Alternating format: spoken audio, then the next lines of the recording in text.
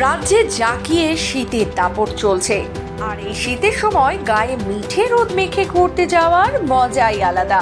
যদি জায়গাটা এমন হয় যেখানে পাহাড়, নদী, ঝর্ণা, জঙ্গল একসঙ্গে মিলে মিশে রয়েছে, তাহলে তো আর কথাই থাকে না। কিন্তু এই শীতে এমন স্থান খুঁজে পাওয়া যাবে কি যেটি শুধুই প্রকৃতির সৌন্দর্যে মুগ্ধ করবে পর্যটকদের, যা এক নতুন দুনিয়ায় পৌঁছে যাবে পর্যটকেরা। কথা হচ্ছে পুরুলিয়ার অযোধ্যা পাহাড়ের ওপরে অবস্থিত মামুডি নামক এক অসাধারণ প্রাচীন আদিবাসী জনপদ নিয়ে, যেখানে প্রকৃতি এবং আদিবাসী জীবনের মেলবন্ধন ঘটেছে। আর এই জায়গাটি এমন একটি জায়গা যেখানে কিনা পর্যটকদের মন ভুলিয়ে আনন্দে আপ্লুত করতে পারে প্রাকৃতিক সৌন্দর্য। পুরুলিয়ার অযোধ্যা পাহাড়ের ওপরে এই অজানা গ্রাম মামুডি, যা শুধুমাত্র শীতকালীন নয়, বরং সারা বছরই অসাধারণ এক পর্যটন গন্তব্য হয়ে ওঠে।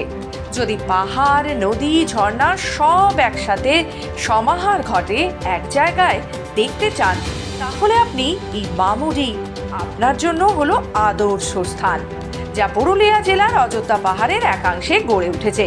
এই জনপদ মূলত কোটাশিলা বনাঞ্চলের অন্তর্গত। এই এলাকায় আপনি একদিকে সবুজে ঘেরা পাহাড় দেখতে পাবেন, আবার অন্যদিকে ঝর্ণার আওয়াজ ও নদী ও প্রবাহের শব্দে শিথিল হতে পারবেন।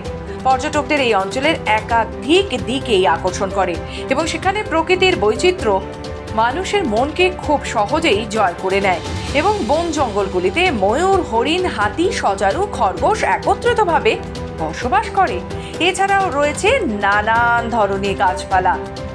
এই গ্রামের একদিকে পাহাড়, অপরদিকে ঘন জঙ্গল আপনার মন এবং শরীরকে এক নতুন জীবনের স্বাদ এনে দেবে।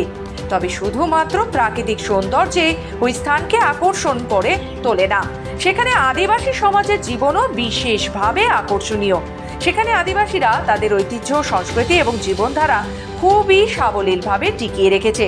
তবে এই গ্রামে আপনি খুব সহজেই সন্ধ্যা বা রাত কাটাতে পারবেন, কারণ সেখানে পাহাড়ি টিলার উপরে বেশ কিছু সুন্দর রিসর্ট রয়েছে, যেখানে আপনি বিশ্রাম নিতে পারেন। আর এই রিসর্টগুলোতে থাকার সময় আপনি পুরোপুরি প্রকৃতির মাঝেই নিজেকে হারিয়ে ফেলবেন। প্রকৃতির এই অপরূপ সৌন্দর্য যদি আপনার মনকেও ছুঁয়ে যায়, তাহলে এবার প্ল্যান করুন পুরুলিয়ার মামুডি গ্রাম।